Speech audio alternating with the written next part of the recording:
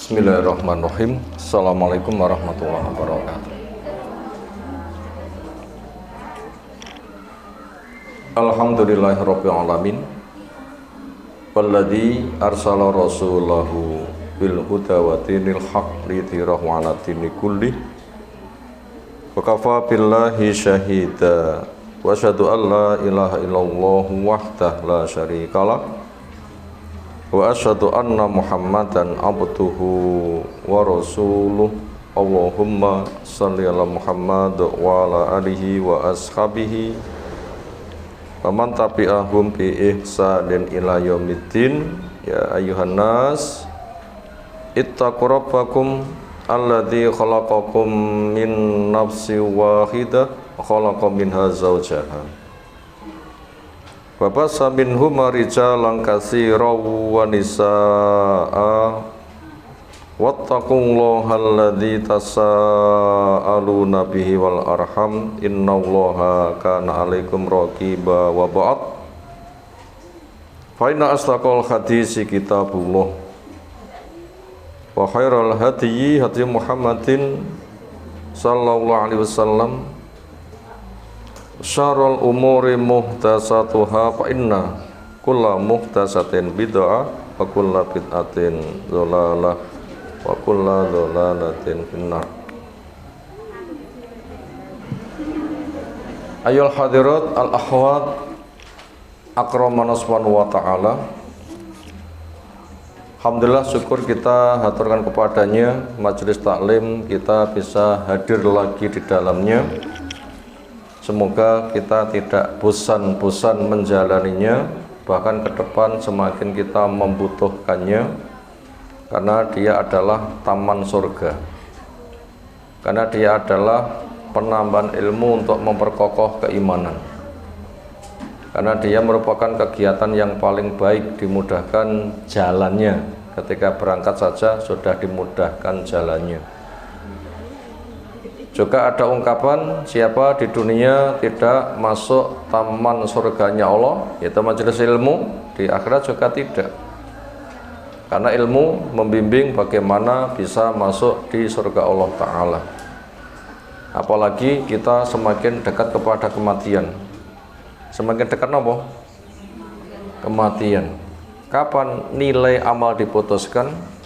Sekarang atau nanti ketika mendekati mati? Hasil koreksi diberikan sekarang atau nanti ketika akan mati? Nanti ketika akan mati akan diberikan penilaian, karena innamal a'malu bi khawatimiha, nilai amal itu pada ujung akhirnya. Maka supaya kita tuh melazimkan dengan majelis ilmu,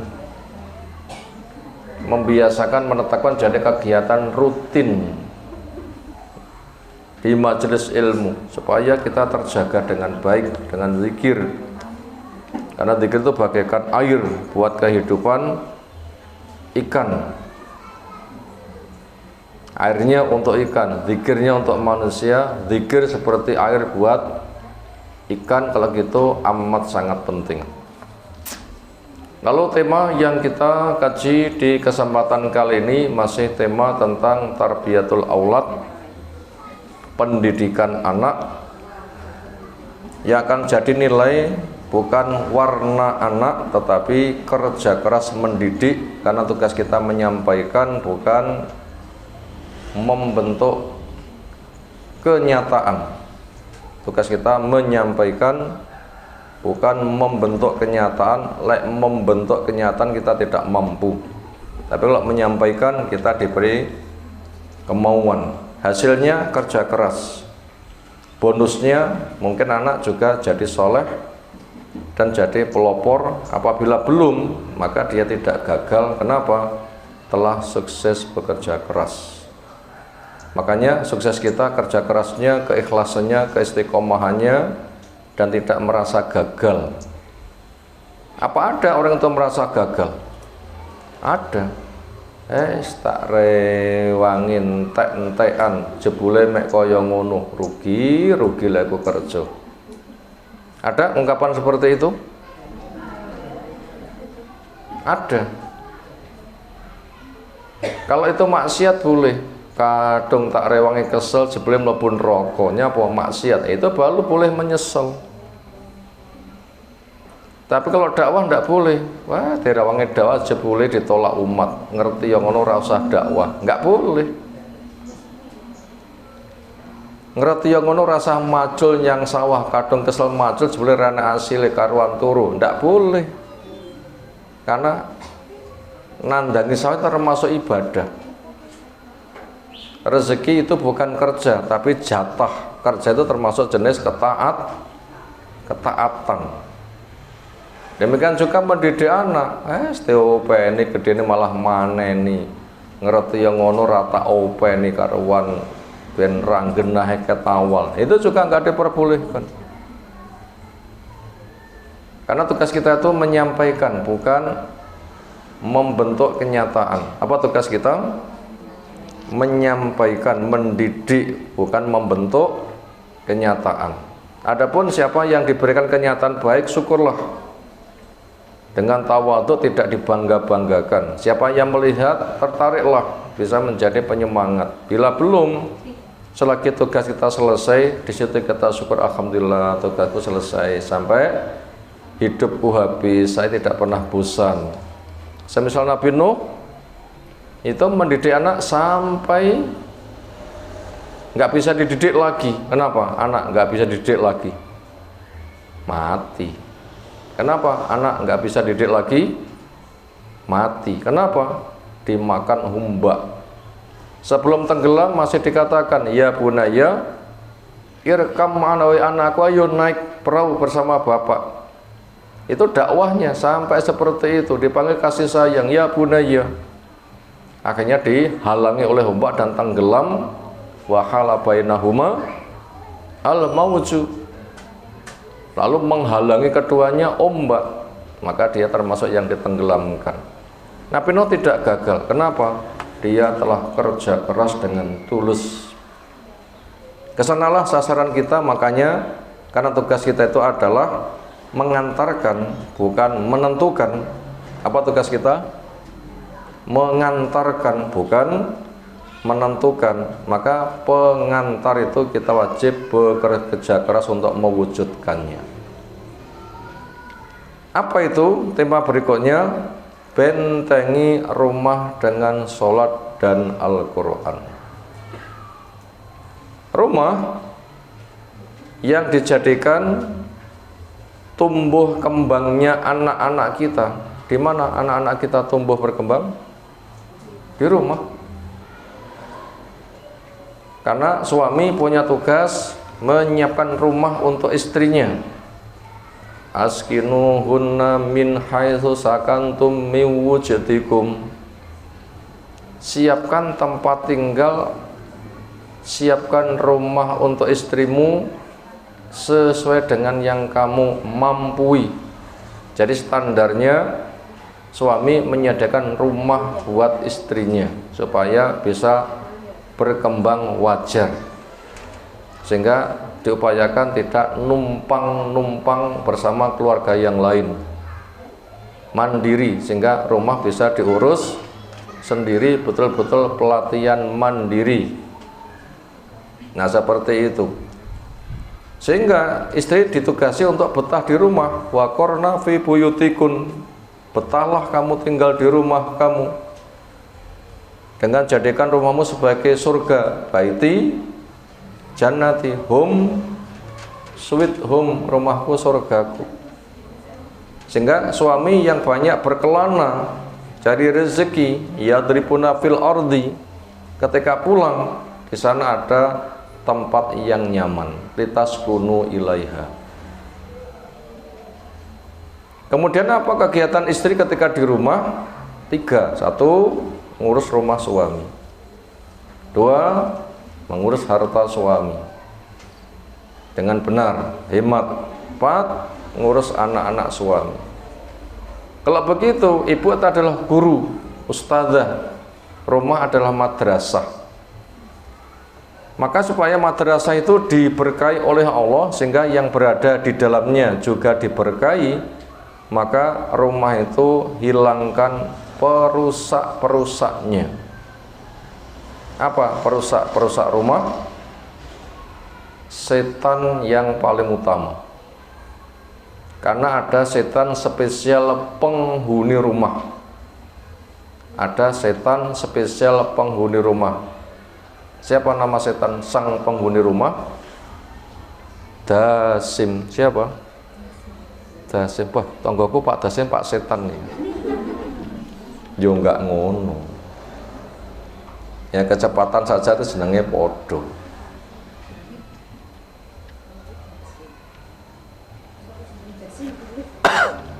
Makna bahasa dasim niku nopo?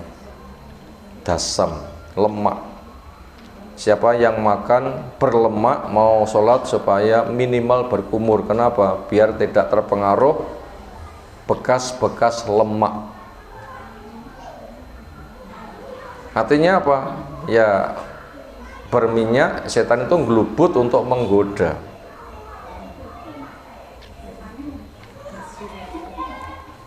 Ya makanya ada setan penghuni rumah, dan setan itu programnya merusak.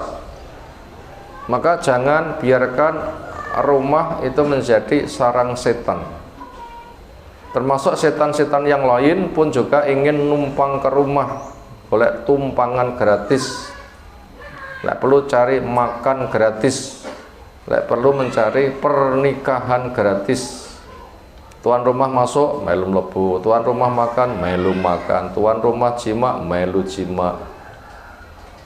Nanti bila setannya laki-laki, suami istri jima, istri berapa yang jimai? Setannya manut, katut. Bila setannya perempuan melu jima, laki-laki menjimai berapa kalau gitu? Istri dan setan. Dan itu merusak. Bila ada potensi namanya janin, setan bisa masuk rahim, akan merusak. Demikian juga gangguan-gangguan yang lain. Mungkin setan menjilma. Kita opo ganggu barang, lampu bergerak-gerak, padahal nggak ada angin, nggak ada gempa, kursi bisa pindah, ranjang bisa pindah. Bisa masuk di dalam mimpi yang menakutkan. Sing turu dipindah tempat. Loh, mambungnya aku bubuk nek kono kok malah naik kini. Bisa jadi dijunjung oleh siapa? Setan. Lah macam godanya tuh reno-reno, karena datang dari depan, belakang, kanan, kiri, atas, bawah. Artinya segala cara dipakai, mana yang memungkinkan. Memang dablek. Makanya jangan sampai setan diberi kesempatan. Kenapa? Programnya merusak, apalagi programnya mbah-mbahi setan. Sinten mbahi setan? Iblis. Sampai bersumpah, fa bi izzatika la uwyanahum ajmain. Demi maha perkasamu ya Allah, anak akan saya sesatkan. Sehingga nanti bisa gagal pendidikan, gagal kesolehan. Kenapa? Karena di rumah itu jadi sarang setan. Makanya rumah bentengi. Termasuk dari bahaya setan dengan apa? Sholat dan Al-Quran. Termasuk dzikir-dzikir yang lain. Judulnya Tahsinul Baiti bil Quran wal Adhkar was Sholati fihi. Tahsin hisn, hasona yuhasinu tahsin. Pakai sod, tahsin, bukan sin, materi tajwid bukan. Dia pakai sod, tahsin, yaitu membentengi rumah. Hisnun itu benteng, tahsin membentengi. Maka buku doa dzikir itu namanya Hisnul Muslim, bentengnya orang Islam. Al-Baiti rumah, membenting rumah bil Quran dengan dibaca Al-Quran di rumah. Wal adhkar, zikir, zikir masuk, zikir menutup, zikir selama di dalam rumah.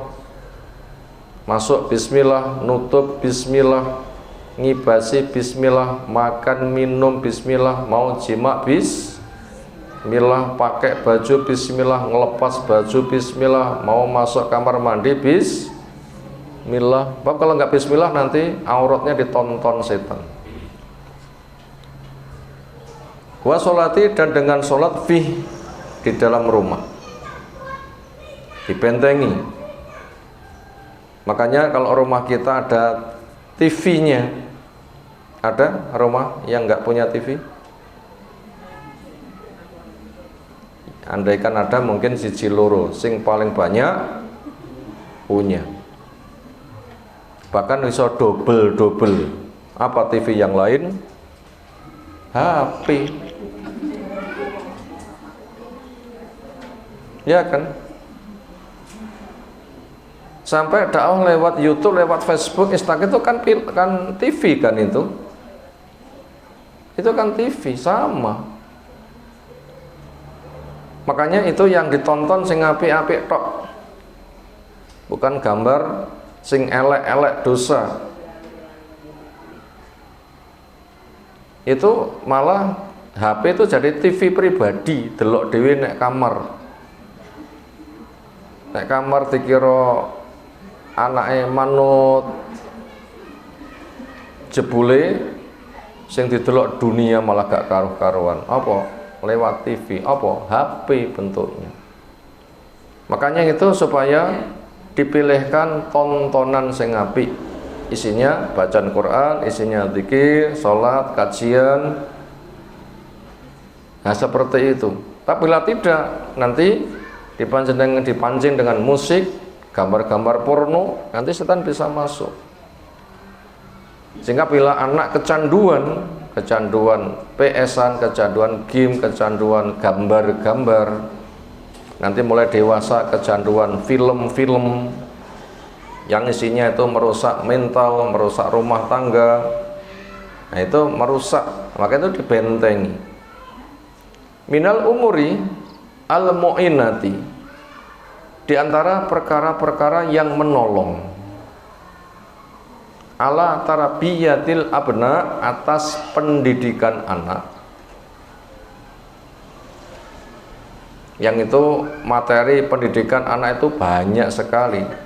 Unsur penolong yang dilengkapi sehingga melengkapi semakin sukses adalah tahsinul baiti, membentengi rumah bil Quran, dengan Al-Quran dibaca, masuk kajian-kajian, Quran ditafsirkan, wal adhkar, zikir-zikir, banyak tasbih, tahmid, takbir, tahlil, wa sholati, dan sholat. Makanya ibu-ibu tidak diwajibkan sholat berjamaah ke masjid.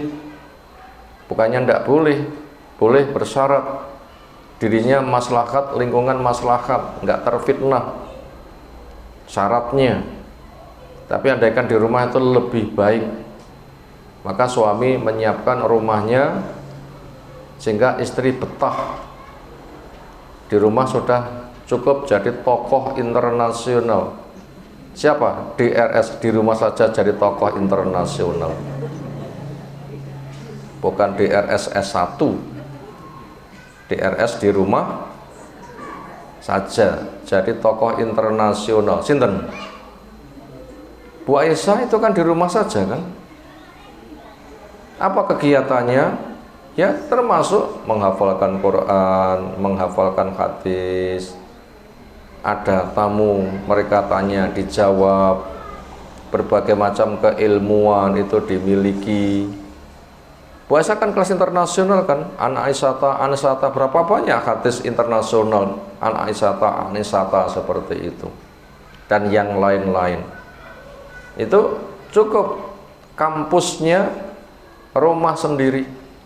Kampusnya rumah sendiri.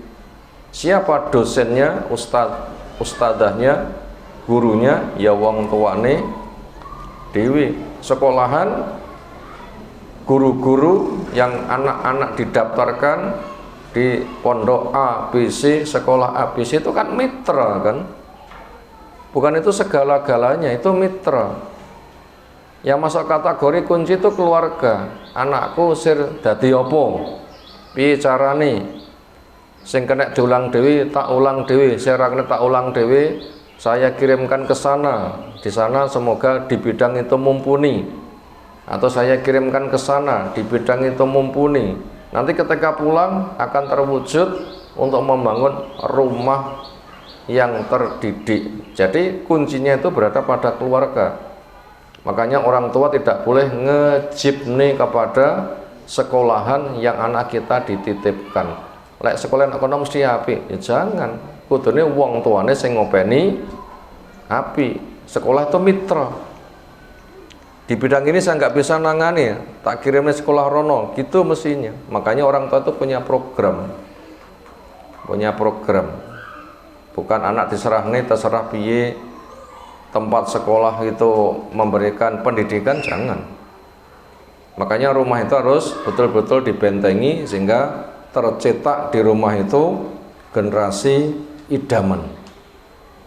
Fa inna tilawatal Qur'ani, fa inna maka sesungguhnya tilawatal Qur'ani membaca Al-Qur'an, laha untuk rumah, atharun ada pengaruh azimun yang besar, fi tahsinil bait di dalam tahsini membentengi al baiti rumah, di dalam membentengi rumah. Terbentengi dari apa? Minasyayatin, dari setan, entah jenis jin maupun jenis manusia. Jenis jin tidak bisa masuk, jenis manusia akan terkendali.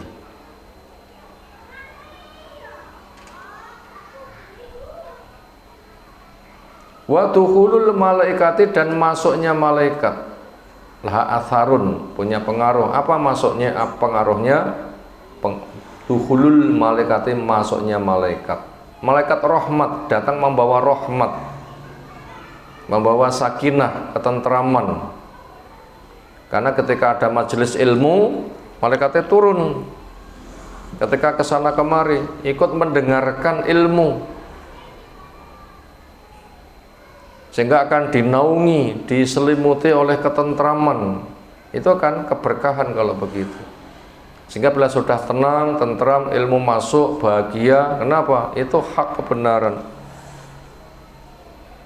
Upayakan malaikat itu mau masuk. Makanya jangan sampai di rumah itu dipasang pengusir malaikat. Malaikat nggak mau masuk rumah bila ada apa? Anjing nggak mau masuk rumah, gambar makhluk bernyawa, apalagi patung-patung nggak mau masuk rumah, termasuk musik nyanyi, itu kan seruling setan kan. Malaikat zikir, nyanyi, musik itu kan seruling setan yang nggak mau ketemu. Makanya hilangkan rumah dari musik nyanyi, gambar makhluk bernyawa yang nggak ada gunanya, dari patung-patung. Maka bila kita belanja buku anak-anak kita, kalender-kalender, surat-surat kabar, itu bebaskan dari gambar makhluk bernyawa. Bila terpaksa di rumah itu ada gambar makhluk bernyawa, masih adakah di rumah gambar makhluk bernyawa? Masih. Nopo? KTP, gambar nek duit, data-data. Itu kan didelik nih, terpaksa ada tapi didelik nih. Uangnya di dompet atau di atas meja? Iya jelas nih, dompet yang meja apa nyepai tamu apa piye? Apa nyepai bocah cilik anak duit langsung beli, ngentek-ngentek seneng jajan. Tentunya itu disimpan, ijazah ya disimpan, akte nikah juga disimpan, dan berbagai macam foto-foto itu juga disimpan. Nggak ada yang dipajang di tembok, kecuali terpaksa saja gambar presiden umpamanya, wakilnya. Yang lainnya tidak usah, karena tidak mendesak. Karena benda itu termasuk sarang setan. Kalender-kalender harus disingkirkan, dan macam-macam itu, supaya malaikat rahmat masuk. Wa nuzulur rahmati, dan turunnya kasih sayang Allah, wasakinati, dan ketentraman yang Allah berikan, wasaadati, dan kebahagiaan, warrohati, dan kenyamanan. Itu butuh rahmat, butuh sakinah, butuh bahagia, butuh nyaman. Bila pikiran ceria, hati bahagia, zikir menjadi penentram, ilmu bisa masuk, sehingga tidak ada permusuhan suami, istri, orang tua, anak, yang ada kasih sayang, sehingga doa yang dilantunkan terkabulkan. Apa? Rabbana hablana min azwajina wa dzurriyyatina qurrata a'yun. Minta pada Allah pendamping hidupnya, anak turunnya, penyejuk mata. Apa makna penyejuk mata? Apa matanya sejuk, silir-silir kena kipas begitu? Ya kuwi engko ngantuk, silir-silir kena angin ngantuk. Ini penyejuk mata yang tentram, membahagiakan, nggak ngantuk-ngantuk. Apa maknanya penyejuk mata? Melihat keluarganya di dalam ketaatan. Apa penyejuk mata? Melihat keluarganya berada di dalam ketaatan. Nyawang kai taat, nyawang kai taat, nyawang kai taat. Itu penyejuk mata. Suami memandang istri taat, istri memandang suami taat, orang tua memandang anak taat, anak memandang orang tua taat, anggota A, B, C saling pandang satu dengan yang lain taat. Itu namanya penyejuk mata. Nanti rumah akan terwujud. Itu namanya disayangi, ditentramkan, dibahagia, mendapatkan ketenangan. Setan jauh, makanya ilmu nanti akan diberkahi. Ala ahlil baiti, kepada penghuni rumah.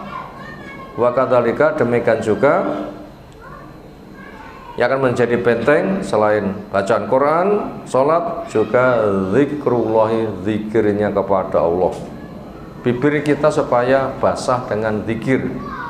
Ada dua kata, ringan di bibir, berat ditimbang. Maka basahilah bibir dengannya. Berdiri, duduk maupun berbaring, dikeh-keh nih. Apa dua kalimat itu? Subhanallahil azim, subhanallahi wa bihamdi.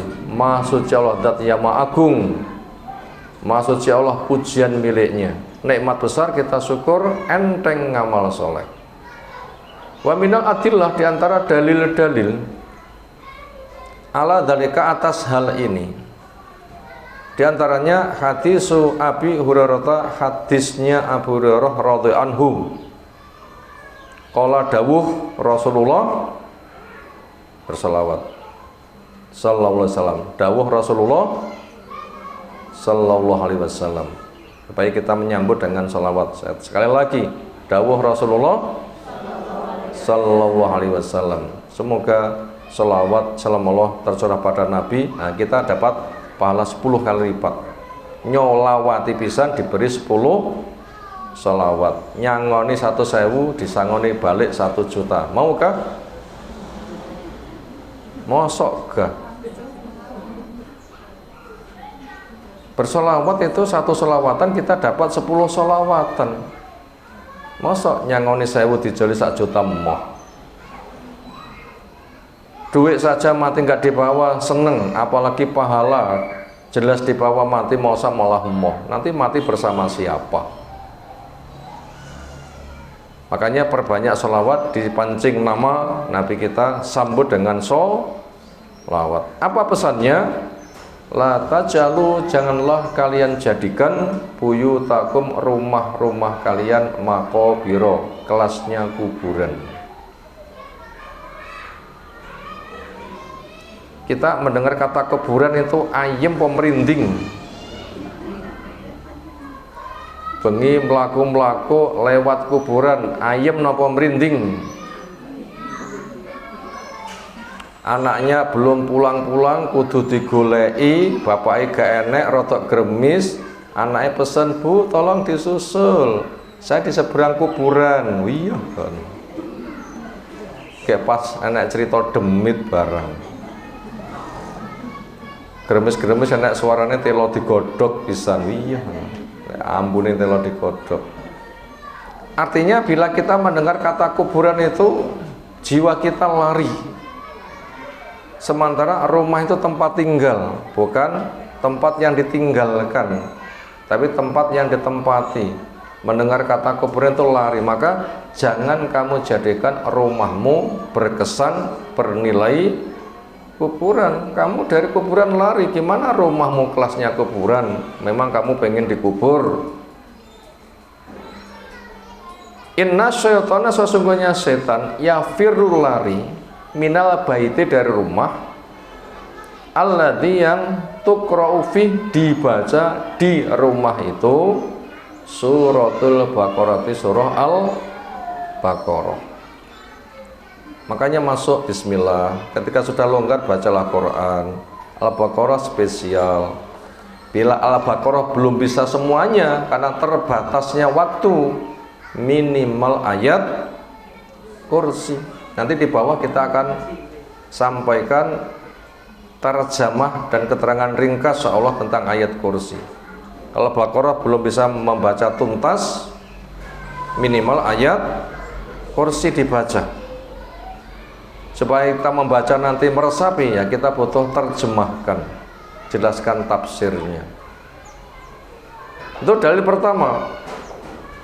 Yang kedua, an Jabirin radhiyallahu anhu qala, sami itu saya mendengar Rasulullah sallallahu alaihi wasallam yaqul, beliau dawuh, idza, apabila dakhala masuk ar-rajulu, seseorang, baitahu, ke rumahnya, fadzakarallaha, dia zikir kepada Allah, minimal bismillah. Apa minimal? Bismillah. Lengkapnya bismillah walajna, bismillah kharajna, wa ala rabbina tawakkalna. Nah, silahkan dihafalkan. Minimal bismillah. Buka pintu, tutup pintu. Buka bismillah, tutup bismillah. Lengkapnya tadi. Dia zikir menyebut Allah. Inda tukuli, ketika masuk. Wa inda ta'ami, ketika makan. Bismillah dulu, jangan lupa. Bila lupa disusulkan. Gimana bismillah yang disusulkan? Bismillahi awwalahu wa akhirahu, atau bismillahi min awwalihi wa akhirihi. Saya baca bismillah awal sampai akhirnya. Itu bila lupa susulkan. Bila orang itu berzikir, kalau setan ngomong, la mabita lakum, tidak ada tempat menginap buat kalian, wala asya'a, dan tidak ada suguhan malam.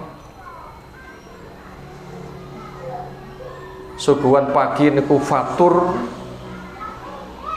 suguhan siang niku ghoda, suguhan sore itu asya.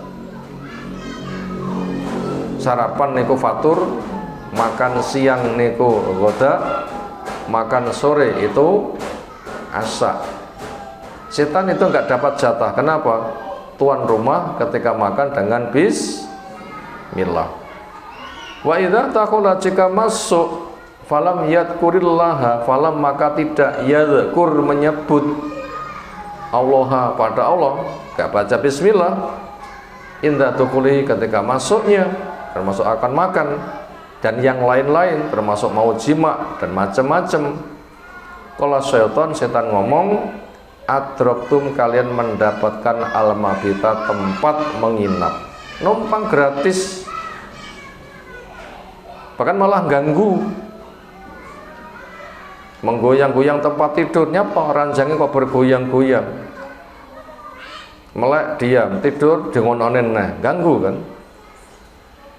Wa idza lam yadhkurillaha, wa idza, dan ketika lam yadhkur, enggak menyebut Allah, inda ta'ami, ketika memakannya, qala, setan mengatakan, ketika makan setan mengatakan, adraktum al-mabita wal asya'a, kalian mendapatkan tempat tinggal dan suguhan makan malam. Rawahu Muslim. Makanya baca Quran, zikir, sholat itu harus Di tempat lain jangan kamu jadikan rumahmu sebagai kuburan. Berarti kalau gitu di kuburan nggak boleh untuk sholat yang ada rukuk dan sujudnya. Di kuburan nggak boleh untuk membaca Quran. Tapi sholat jenazah yang ketinggalan di area kuburan boleh. Menyampaikan nasihat di area kuburan, dinukilkan dalil dengan dibacakan ayat boleh. Tapi sengaja baca Quran ke kuburan, sengaja sholat rukuk sujud ke kuburan, hukumnya haram, nggak diperbolehkan. Apalagi baca Quran naik kuburan, pahala untuk orang yang mati. Setelah itu orang mati disambati, tolong doakan kami kepada Allah, semoga kami punya hajat ini itu dikabulkan. Itu malah syirik, karena orang mati tidak bisa disambati. Kenapa mereka minta pada orang mati setelah diberikan hadiah? Berikutnya kita lihat isi ayat kursi apa, sehingga bila kita nanti membacanya kita betul-betul paham isinya, sehingga betul-betul meresap. Tulisannya besar-besar, yang ada uzur kurang jelas ini sudah dibikin mantap gede-gede tulisannya. Allahu Allah, ini nama Allah yang paling besar. Nama Allah itu banyak. Nama Allah paling besar Allah. Berikutnya Ar-Rahman. Jumlah nama Allah kita tidak tahu total, 99 yang dikenalkan. La ilaha, tidak ada yang diibadai dengan benar illa huwa, kecuali Dia saja. Makanya sesembahan batil, ritual batil, kemaksiatan ditinggalkan. Nama Allah yang lain Al-Hayyu, zat yang maha hidup, nggak pernah mati. Al-Qayyum, zat yang maha berkarya, nggak pernah nganggur. Makanya pelajarannya kita melek banyak berkarya, jangan melek dengan nganggur, akan dihisab nanti. La ta'khudhu, tidak menimpa kepada Allah sinatun, ngantuk. Nah kita sami sakit ngantuk mboten? Wah, ngaji yang ngantuk gini-gini. Wonten nggih sing ngantuk nggih? Tuh kok, saya yakin nggak ada. Tapi kalau nyawang sak nyawang wonten sing ketok ngantuk nggih. Yo mesti tripleke ngantuk piye? Tripleke ngantuk. Wala naumun, tidak juga tidur. Kalau kita tidak pernah ngantuk, kita tidak pernah tertidur, tersiksa enggak? Tersiksa. Tapi buat Allah, itulah sifat agungnya. Makanya Allah tidak butuh kepada kita, kita yang butuh kepada Allah. Kita tidur, kepada siapa kita minta untuk dijaga? Lalu kepada Allah. Ya Allah, engkau tidak ngantuk, engkau tidak tidur, saya ngantuan, tolong saya dijaga. Makanya termasuk mau tidur juga membaca ayat kursi. Ini sebagai keyakinan kita akan Allah yang nggak ngantuk, nggak tidur. Lahu, milik Allah, ma fis samawati, apapun yang ada di langit, wa ma fil ardi, dan apapun yang ada di bumi. Makanya kalau Allah bikin keputusan kita manut. Langit milik Allah, bumi milik Allah, diri kita milik siapa? Milik Allah. Nyawa kita milik siapa? Milik Allah. Harta kita siapa yang memberi? Allah. Makanya itu manut. Hartamu gunakan begini-begini, jangan kamu gunakan begini-begini, manut. Kita diberi keluarga, kita syukur, keluarga kita diambil, ya memang miliknya. Kita mengharapkan pahala di tengah musibah. Makanya keluarga itu mau mati nggak usah digandoli. Wonten nggih tiyang sing gandoli. Wis lilakno panjen dipundhut ini Allah. Nggak usah mengapa begitu. Kenapa? Memang semuanya milik Allah. Jadi Allah itu bila sudah mengendaki mengambil miliknya, nggak ada yang bisa menghalangi. Makanya wong mati gak mati-mati itu masalahnya nyapa kok ora mati-mati, tok gandoli ya? Bukan, sapa sing iso gandoli?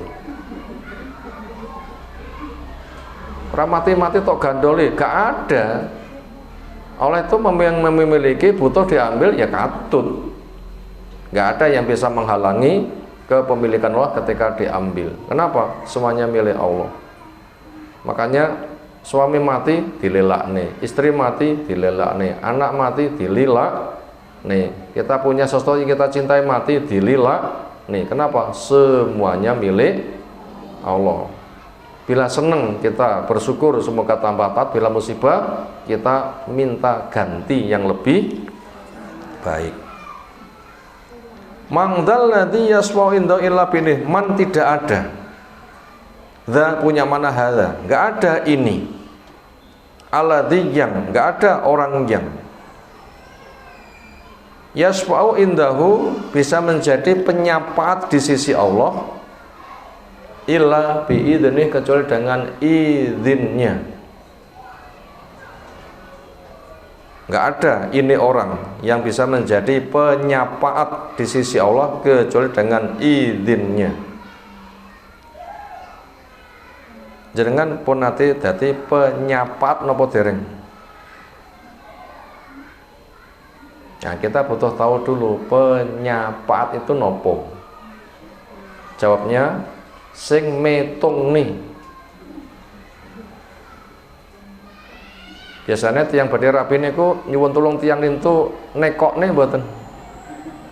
Tulung tekokno. Siap rapi apa urung? Pomo wis siap, pomo dikenalne karo ki gelem enggak. Lah sing rono rene sing metung niku namanya penyapaat. Dadi MC, napa MC? Mak comblang. Sapa sing nyomblang? Niku namanya sing dadi penyapaat. Sing metung nih.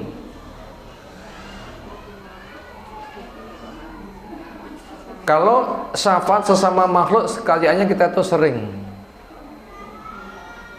Lek wong mati menjadi penyapaat enggak boleh. Pak, jenengan pun ninggal, panggih Allah, kula titip, jenengan atur nih kagem Allah, kula gadah kajat, muga-muga dikabulne. Lah wong mati kok didadekne penyapaat, saged mboten? Syirik itu. Makanya mau masuk Ramadan, kuburan rame, maca Quran, pahala dikirimkan. Sing mati dimintai doakan kami mau puasa, semoga Allah memberi kekuatan. Wong mati kok disambati. Itu syirik. Berarti Ramadan kuburan rame mboten? Belum rame. Nek omah megengan, memetri caos dahar, wong mati dicaosi ben kersa paring iti pangestu, antum mendoakan. Syirik itu, banyak kesyirikan. Makanya tidak boleh acara megengan. Kenapa? Itu ritual kesyirikan. Karena sedekah pahala dikirim wong mati leluhure ben ndongakne. Lah wong mati kok disambati. Itu tidak boleh. Nanti kita bila sudah di akhirat ngumpul di padang mahsyar, hubungan kita dengan Allah putus, gak enek ndongon neh. Maka hanya seorang saja yang doanya didengar. Siapa? Nabi kita. Nabi kita. Maka kita nanti mencari Nabi di padang mahsyar. Cari Nabi di padang mahsyar. Minta, Nabi haturkan kepada Allah supaya kita segera diselesaikan. Nabi nanti sujud kepada Allah. Setelah cukup, Allah katakan, angkat kepalamu, mintalah, mengadulah. Ya Allah, umat saya, selesaikan. Nanti diharapkan akan dipanggil, silakan fulan bin fulan, fulanah bintu fulan, silakan masuk surga. Maukah nama kita nanti dipanggil? Dimanggani masuk surga? Mau? Tentunya. Itu semua itu atas izin Allah. Makanya sekarang kita berbekal. Maka jangan minta pada orang mati, tapi beramal soleh yang mandiri. Karena tidak mungkin orang pengaduannya dikabulkan kecuali bila Allah mengizinkan. Syaratnya dua, satu ahli tauhid, dua menegakkan sholat. Apa dapat syaratnya? Dua, satu ahli tauhid, dua menegakkan sholat. Sejak wudhu benar, jawab adzan, doa, sholat yang khusyuk, yang wajib diiringi dengan sholat sunnah, zikir yang paling besar, merubah perbuatan keji mungkar. Nah begitu. Ya'lamu ma baina aydihim wa ma khalfahum. Ya'lamu Allah tahu apa yang baina aidihim, di depan makhluk, kedepannya apa Allah tahu. Wa ma khalaqna, apa yang di belakang makhluk, dulunya gimana Allah tahu, sehingga nggak ada yang terluput dari Allah. Makanya ke depan kita semangat beramal soleh, yang dulu kita semangat doa dan istighfar. Bila salah diampuni, bila baik diterima. Ke depan kita semangat amal soleh. Kenapa? Semuanya diketahui, depan maupun di belakangnya. Wala yuhituna, tidak ada yang bisa menjangkau bi syai'in, sedikit pun, min ilmi, tentang ilmu Allah, illa bima sya, kecuali apa yang Allah kehendaki. Jadi tidak ada yang tahu tentang Allah kecuali orang yang diberitahu dengan wahyu. Makanya bila kita tuh pengen banyak tahu, caranya kaji Quran, kaji sunnah, itu banyak memberitahu. Wasi'a kursiyuhus samawati wal ardo, wasi'a, luas, menjangkau, kursiyuhu, kursi Allah, as-samawati, ke langit yang 7, wal ardo, demikian juga buminya. Apa makna kursi? Kursi ya kursi. Buat saya di sini ada kursi. Apa kursi? Yang saya jadikan tempat duduk, disediakan oleh panitia di sini, namanya kursi. Berapa gede nih? Ya seukuran uang lungguh. Apa bahannya? Kayu. Apa bahan kursi Allah? Kita nggak diberitahu. Kita nggak usah cari. Berapa luasnya? Luas sekali. Untuk apa? Untuk perbandingan. Bukan tempat duduknya Allah, bukan tempat kakinya Allah, tetapi untuk perbandingan, menggambarkan maha kuasanya Allah. Gimana? Langit yang 7 luasnya dibanding kursi. Langit yang 7 itu bagaikan cincin, kursi itu bagaikan padang pasir. Cincin dibuang di padang pasir, bisa mencari? Ya gitulah luasnya kursi itu, wombone banget. Berapa luasnya selembar langit? Kita di bumi bila mampu naik ke langit butuh waktu 500 tahun. Panjang enggak? Panjang enggak? Berapa umur kita? Mungkinkah kita akan berumur 500 tahun? Jenengan kersa nggih 500 tahun. Kaya apa mungkin rupane? 50 rambutnya putih kabeh. 70 nyekel teken, ngoten nggih. Bagaimana 500 tahun? Gambarannya seperti itu. Ini menunjukkan kita itu kecil, Allah itu besar. Jadi fungsi kursi untuk menunjukkan maha kuasanya untuk secara hikmah begitu. Wala yaudu, tidak ada yang menyusahkan kepada Allah hifdzuhuma, penjagaan langit dan bumi. Semuanya buat Allah dengan kun, selesai. Wa huwal aliyul azim, dia maha tinggi lagi maha agung. Itu tadi ayat kursi, luar biasa, menunjukkan maha kuasanya Allah. Maka bila kita baca ayat kursi, penuh diresapi. Terakhir, kesimpulan. Mau ditulis silahkan. 1.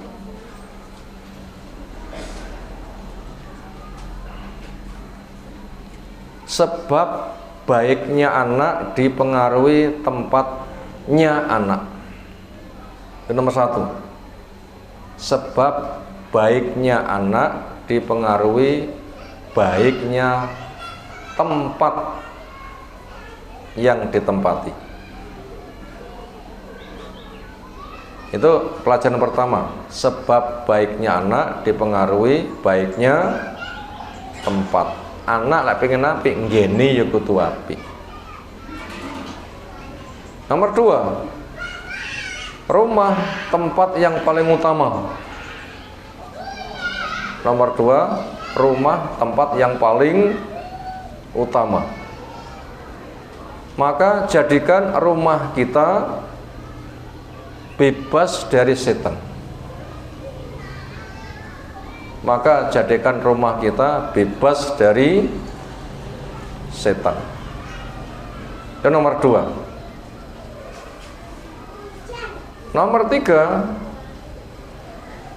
cara supaya rumah bebas dari setan. Cara supaya rumah bebas dari setan. yaitu untuk sholat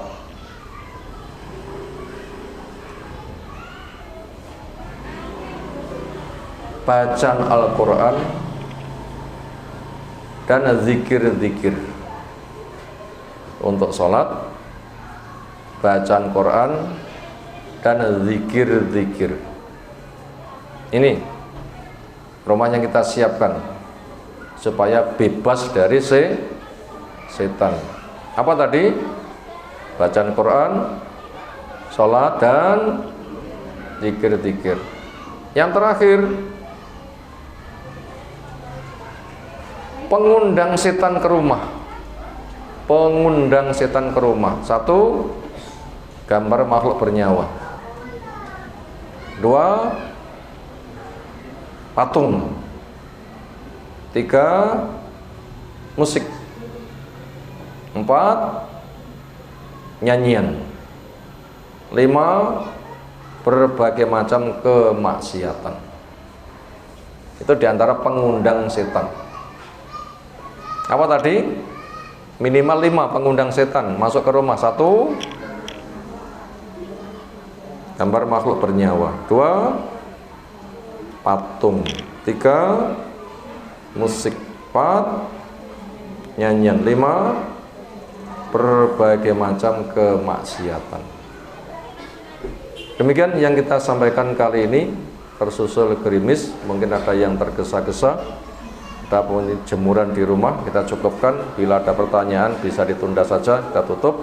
Subhanakallahumma bihamdika, asyhadu an la ilaha illa anta, astaghfiruka wa atubu ilaik. Assalamualaikum warahmatullahi wabarakatuh.